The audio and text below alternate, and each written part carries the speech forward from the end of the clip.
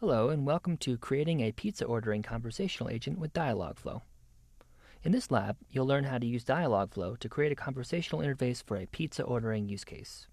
And you'll perform the following tasks: building a conversational agent for a fictional pizza shop, defining intents for a pizza ordering use case to match typical user queries, and identify entities to extract data from user queries.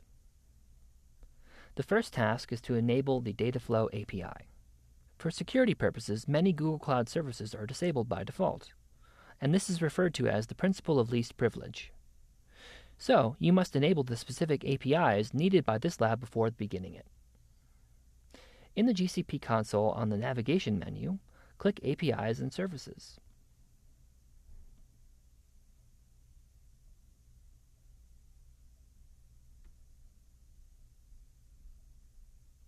Then click Enable APIs and Services, and search for Dialogflow.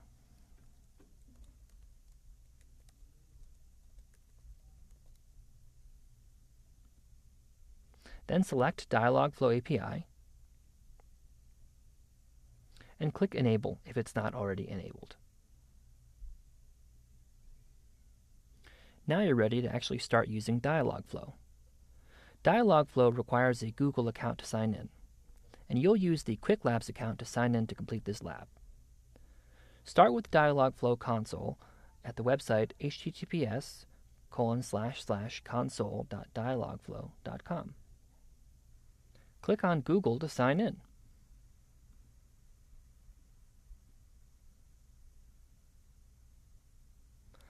Allow Dialogflow to access your Google account.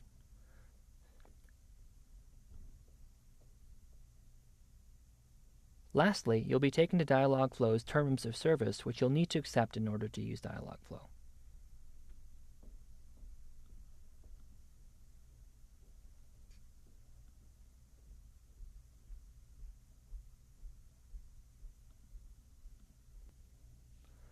Let's create our first Dialogflow agent.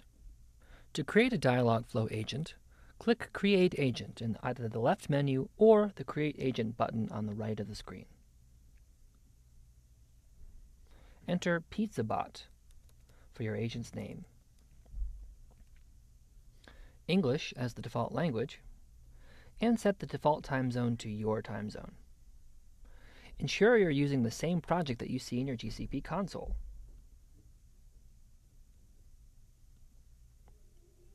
Then click the Create button.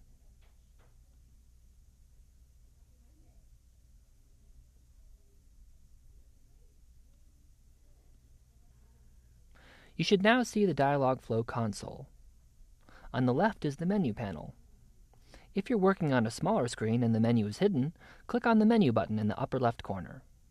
The Settings button takes you to the current agent's settings. The middle of the page will show the list of intents for the agent. Generally, an intent represents one dialog turn within the conversation. By default, Dialogflow agents start with 2 intents. Your agent matches default fallback intent when it doesn't understand what users say. The default welcome intent greets your users. These can be altered to customize the experience. Later in this lab, you'll create your own intents to match user intentions, like ordering a pizza, for example. On the right is the Dialogflow simulator. This lets you try out your agent by speaking or by typing messages. Let's type 2 messages to see if we can activate both different intents. Hello. And the agent responds, Hi, how are you doing? And notice it activates the default welcome intent. And if I now write, Can you make me a milkshake? The agent has no idea how to interpret this, and so falls back to the default fallback intent and responds, Say that one more time. The default welcome intent is pre-configured to understand basic greetings and to reply with a generic response. Let's replace the generic greeting with something that lets our users know who we are. First, click on the default welcome intent.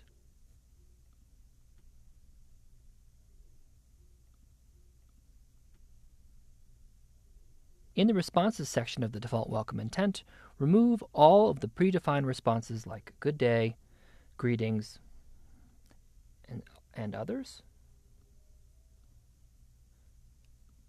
and add the following two responses. Welcome to our store. I can assist you store hours or place an order. Which would you like? And hello there.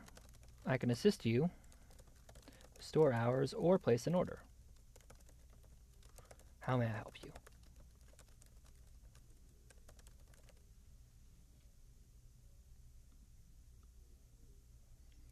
And then click Save at the top. Now let's try it out by saying hello to our agent and seeing how it responds. Notice the default response is one that we just added in.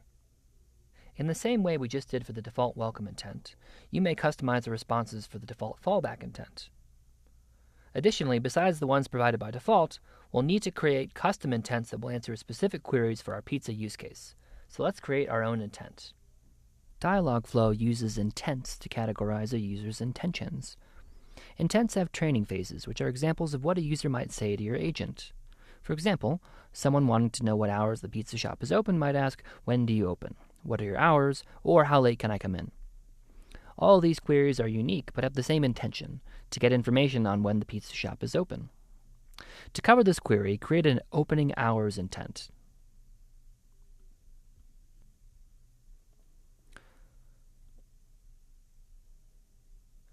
Click on the plus next to intents in the left menu. Add the name opening hours in the intent name text field.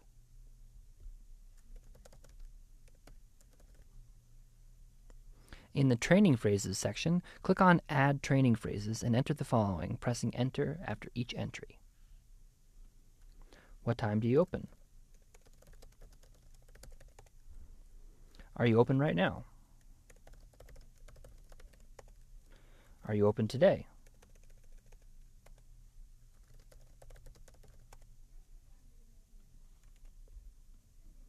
And when do you close?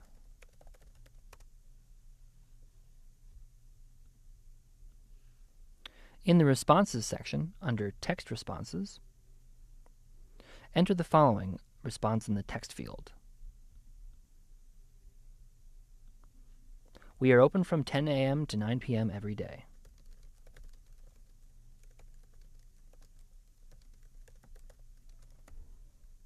Can I help you place an order?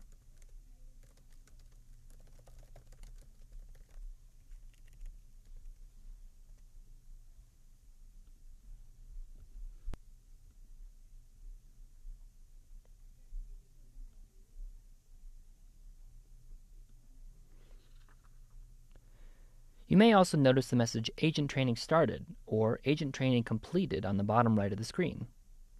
Once training is done, try it out using the simulator on the right by asking the question, which days are you open?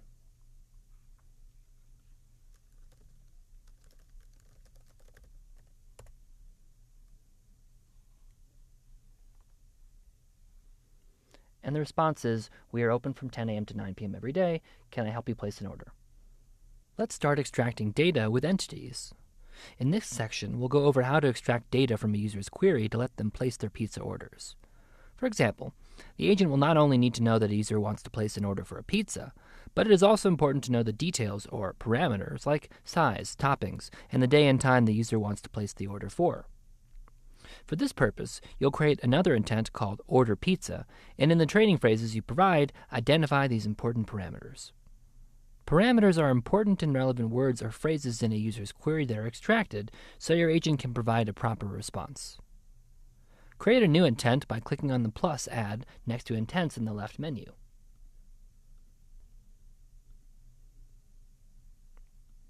Name the intent Order Pizza. Add the following as training phrases like, can I order a cheese pizza for pickup today at noon, etc. I've already done so, and as you can see, Dialogflow has automatically highlighted the entities that it knows about, and then created them in the Action and Parameters section. For example, the first two have both date and time in them, and you'll notice in the Action and Parameters section that there's a date and time parameter. These values occur in the action and parameters section in a table that describes all the different characteristics of the parameters, including their name, the entity, as well as the value, whether or not it's a list, and whether it's optional. The value of a parameter can be used in your responses. In this case, you can use date and time in your response, and it will be replaced with the date and time specified in the query to your agent. In the Responses section, add the following response and click the Save button. Great! We've placed your order for date at time. See you then. Now query your agent with, I want to order a cheese pizza for pickup today at 5 p.m. and see what happens.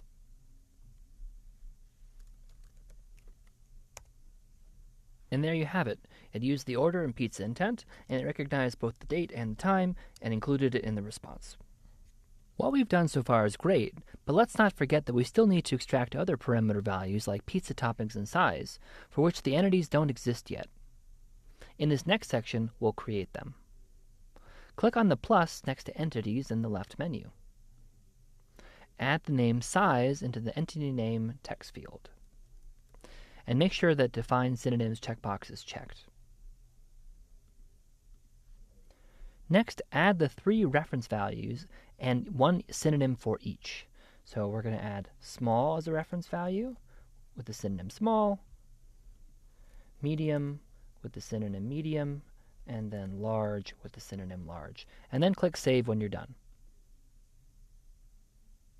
In the same way, we're going to create a whole bunch of more synonyms for each of the pizza toppings that we intend to recognize. Some of them will have more synonyms than others. When you're finished, it should look something like the table you see before you. So we've created a whole bunch of entities, but what we need to do now is map the parameters and the intents that we receive to those entities. To do so, first click on the intents in the left menu, and then click on the Order Pizza intent. Look at the first training phrase and highlight the word that is either the topping or the size of the pizza being ordered. In the case of cheese, it should map to the pizza topping entity, and if you don't see it in the list, start typing it out in the text box on top, and it should be filtered. Now you'll notice that for this particular training phrase, there are 3 entities identified. In the same way, look at the other training phrases, and for each word that describes the size or the topping, highlight it and associate it either with the size or pizza topping entities respectively. Note that some phrases have multiple toppings, and so highlight each and associate with each with the pizza topping entity. When you're finished, it should look like so. Once you've done this for all training phrases, you can see all parameters and their entities in the Actions and Parameters box. You can now modify the Responses section to include the additional new parameters in your default text response. To do so, simply click on the text response, and then whenever you intend to insert a parameter, type the money sign, and it should auto-complete with a list of optional parameters. In this case, I've modified it to include both the size and the pizza topping. At this point, our Dialogflow chatbot is capable of taking orders. However, it doesn't require the user to actually enter any of the parameters that we've specified. So, if I enter the order pizza, in this case, we'll say we have placed your order. And that's in part because I've added this text response here, we have placed your order, that doesn't actually include any of the parameters, and it thinks it's a valid option. What we need to do is somehow tell the chatbot that these parameters are required in order to proceed. To do that, we're going to use something called slot filling. To do slot filling, we need to scroll to the Actions and Parameters box and check the checkbox to the left of each parameter to make it required. As you check the checkboxes, you'll see a new column added for each parameter called Prompts. These are the prompts or questions presented to your user to get the desired parameter value filled. For example, if the user says, I want a chicken pizza, the prompt for size parameter could ask, what size pizza do you want? The next task then is for each parameter to define a prompt that indicates to the user that they must enter that value for that parameter. So for example, for date, you could say something like, what day do you want to pick up your order?